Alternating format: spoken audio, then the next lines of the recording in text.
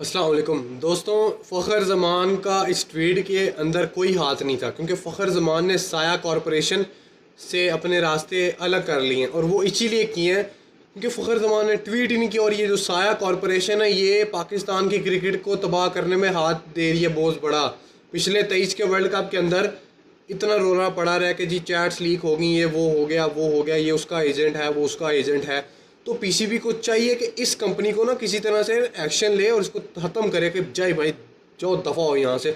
और क्रिकेटर्स को अगर रखना ही है ना इस कंपनी ने, तो कम से कम दो रखे बस मैनेज करने के लिए। जो मैनेजर होता है, जो social media accounts in cricketers के हैंडल करते हैं, जिनको इंग्लिश नहीं आती, वो तो हम लोगों को लगता होगा कि आप लोगों को कि ये लोग इंग्लिश लिख रहे हैं, जबकि ये नहीं लिखते, ये कम मैनेजर इनका लिखता है। और काफ़ी बड़ी बड़ी इंग्लिश होती है। हालांकि उस बात को आप छोटी सादी इंग्लिश में, जो कि हम लोग आम बोल सकता है, उस अल्फाज में भी कह सकते हैं, लेकिन नहीं भाई, प्रोफेशनल रखने हैं।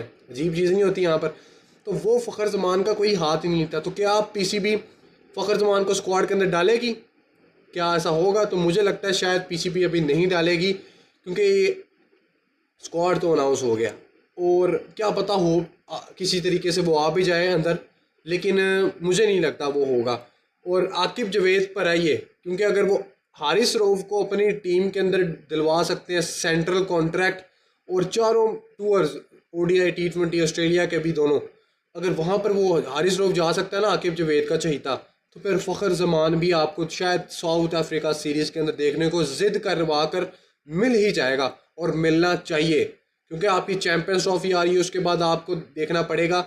मैं तो कहता हूँ आप उसको जिम्बाब्वे सीरीज़ में भेज देना, अगर आप उसको ऑस्ट्रेलिया टूर के अंदर नहीं ना भेजना चाह रहे। लेकिन स्क्वाड अनाउंस हो गया, और मुझे नहीं लगता ये पीसीबी की मैनेजमेंट स्क्वाड के अंदर कोई चेंजेस करना चाहेगी।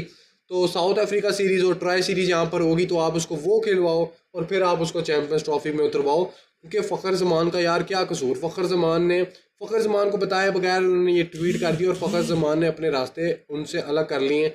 अब फ़खर ज़मान उस साया कॉरपोरेशन के कोई टुकड़े का भी हिस्सा नहीं है।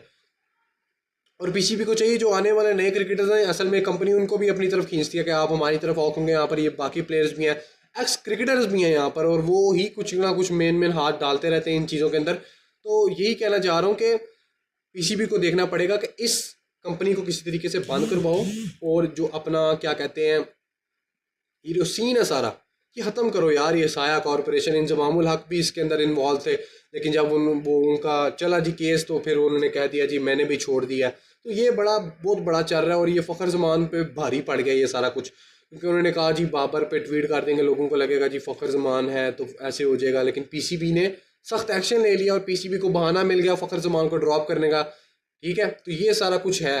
अब यहाँ पर देखना पड़ेगा कि क्या होता है। और दूसरी तरफ ये भी है कि उस्मान वाला साहब से वो पोस्ट छीन ली गई है डायरेक्टर इंटरनेशनल की, तो अब देखा जाए तो उनको भी सज़ा मिल गई है। तो ये बराबर का काम जा रहा है कि फ़खर को भी ट्वीट के ज़रिए फिटनेस की वजह से, और वो वहाँ पर शायद शिकायत लगाने की वजह से भी ये सज़ा दी जा रही है, और उस्मान वाला साहब को भी सज़ा दे दी गई है। तो दोस्तों ये मेरी वीडियो थी। वीडियो पसंद आई तो वीडियो को लाइक शेयर कमेंट कर देना, अपनी राय कमेंट्स के अंदर ज़रूर देना। इस वीडियो के अंदर इतना ही। अल्लाह।